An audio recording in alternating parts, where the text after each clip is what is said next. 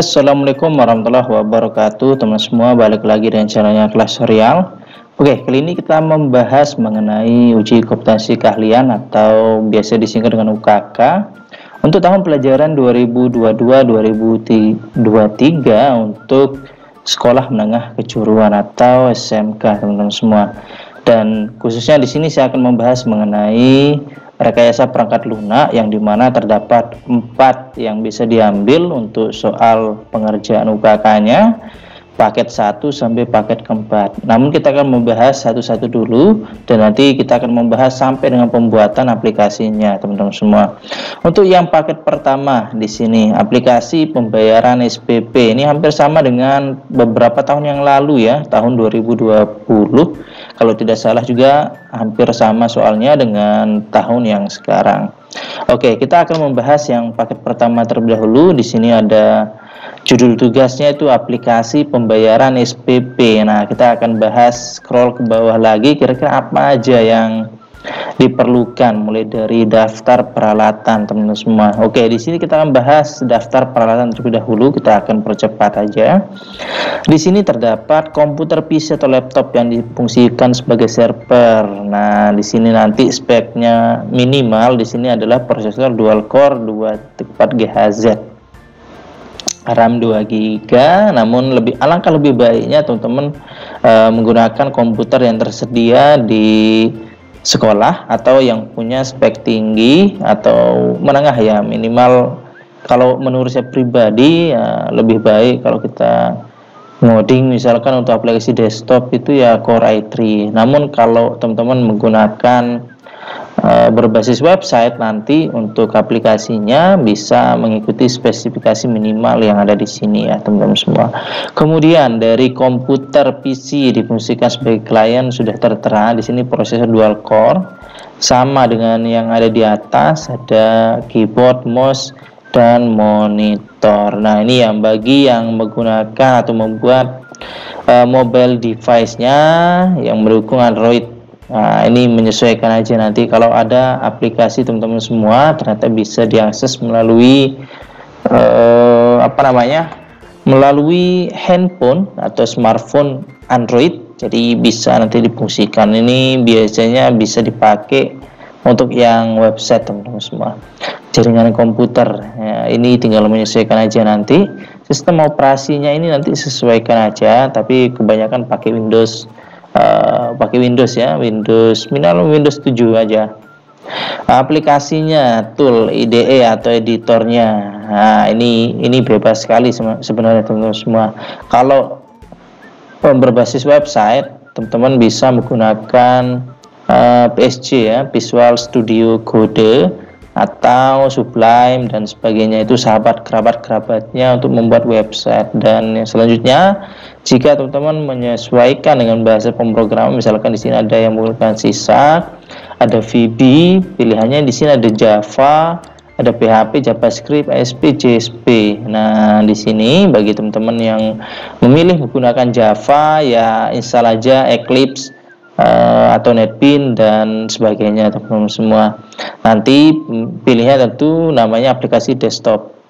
Nah, kemudian di sini aplikasi server basis data dan database server. Nah, di sini nanti disesuaikan aja. Nanti ada yang pakai Exam, terus ada yang pakai Oracle dan sebagainya. Ini tergantung dari kebiasaan teman-teman semuanya atau adik-adik semuanya. Jadi usahakan yang paling menurut teman-teman semuanya gampang dipakai, itu jangan meribetkan diri sendiri. Nah, itulah beberapa bahan, ini tinggal menyesuaikan aja teman-teman semua ya. Untuk bahan-bahannya, keperluannya mungkin seperti pensil atau ATK, di sini sudah dijelaskan dan sebagainya.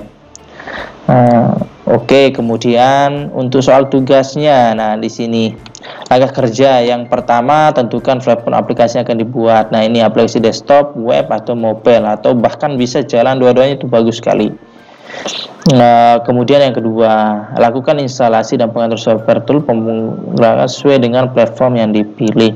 Nah, kalau yang ini mungkin bisa install terlebih dahulu ya, jadi nggak perlu adik-adik atau teman-teman semuanya install dari awal. Nanti khawatirnya ada kejadian atau masalah yang akan terjadi jika hari H. Jadi sebelumnya itu mending diinstal terlebih dahulu. Kemudian di sini ada buatlah rencana arsitektur aplikasi berupa data flow diagram atau DFD menggunakan Power Designer dengan pemegang privilege atau administrator, petugas dan siswa seperti tabel. Nah, di sini untuk aplikasi pembayaran SPP itu ada 3 yang akan terlibat nantinya, yaitu administrator, petugas, dan siswa. Tentunya dari ketiga ini memiliki fungsi yang berbeda-beda tergantung dari fiturnya. Fiturnya di sini ada beberapa. Yang pertama itu ada login, ada logout, ada CRUD data siswa, data petugas, ada CRUD-nya kelas, SPP, ada entry transaksi pembayaran, ada lihat history dan generate laporan. Laporan ini nanti bisa dilakukan oleh admin ya. Di sini ada checklistnya teman-teman semua. Login itu bisa admin, petugas, dan siswa. Ada logout sama juga. Untuk CRUD-nya itu khusus untuk administrator ini sampai ke bagian CRUD data SPP. Kemudian entry transaksi pembayaran itu bisa dilakukan oleh admin dan petugas. Historinya tentu ada tiga-tiganya, admin, petugas, dan siswa. Yang terakhir itu generate laporan.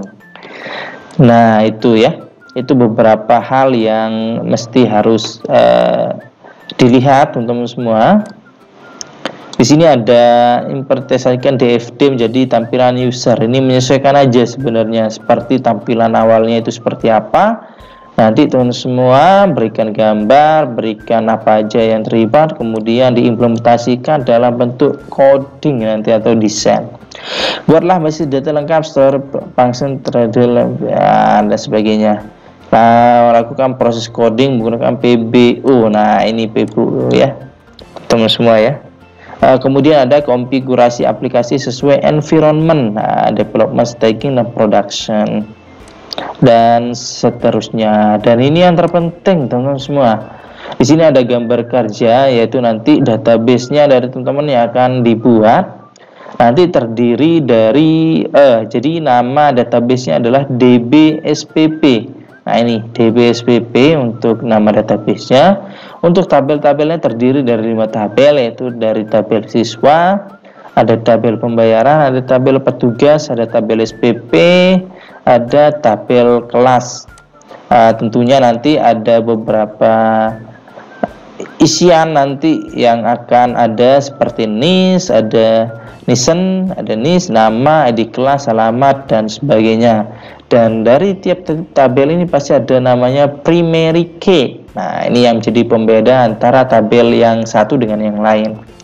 Kemudian di sini ada SPP juga, ada primary key-nya yaitu di SPP.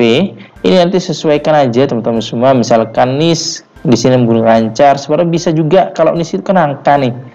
Teman-teman bisa ubah menggunakan integer atau int. Nanti caranya ini diubah jadi int ya.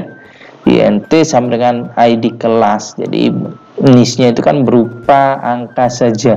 Jadi bisa diubah. Ini sesuaikan aja dengan kebiasaan teman-teman semuanya. Kemudian di sini ada pembayaran. Pembayaran di sini ada primary key-nya itu ID pembayaran. Kemudian di sini ada yang masuk yaitu dari database-nya. Sebentar, di sini ada database-nya, tabel dari siswa ya. Tabel dari siswa masuk ke bagian pembayaran. Ini namanya nanti ada foreign key. Foreign key ada namanya apa itu ya? Ya foreign key ya. Foreign key itu ada juga DBSPP kelas. Di sini terdapat 3. Nanti 3 baris, ada di kelas 3 kolom, maksudnya 3 baris. ID kelas, nama kelas, dan kompetensi keahlian. Dan terakhir di sini ada petugas. Petugas di sini ada di petugas tentunya sebagai primary key, ada username, password, nama petugas, dan level. Nah di bagian level ini nanti teman-teman semua pada bagian database pilih enum itu ya. Nanti teman-teman bisa pilih ada admin, ada petugas. Ini untuk tingkatannya aja nanti, karena sudah dibedakan antara admin dan petugas. Nanti bisa juga tambahkan satu lagi nanti dari sisi siswa untuk bagian login ya. Ya, ini khusus untuk petugas saja. Kemudian kita scroll ke bawah. Nah, ini. Nah, buatlah desain seperti ini ya. Efisiensi program inovasi dinilai lebih oleh penguji. Oke, itu saja yang dapat saya sampaikan untuk UKK pada judul tugas aplikasi pembayaran SPP.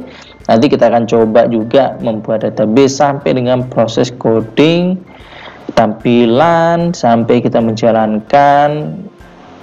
Intinya seperti itu ya. Namun yang saya gunakan di sini adalah bahasa Java, yaitu berbasis desktop, nantinya menggunakan aplikasi NetBeans bahasa pemrograman Java. Semoga bermanfaat. Wassalamualaikum warahmatullahi wabarakatuh.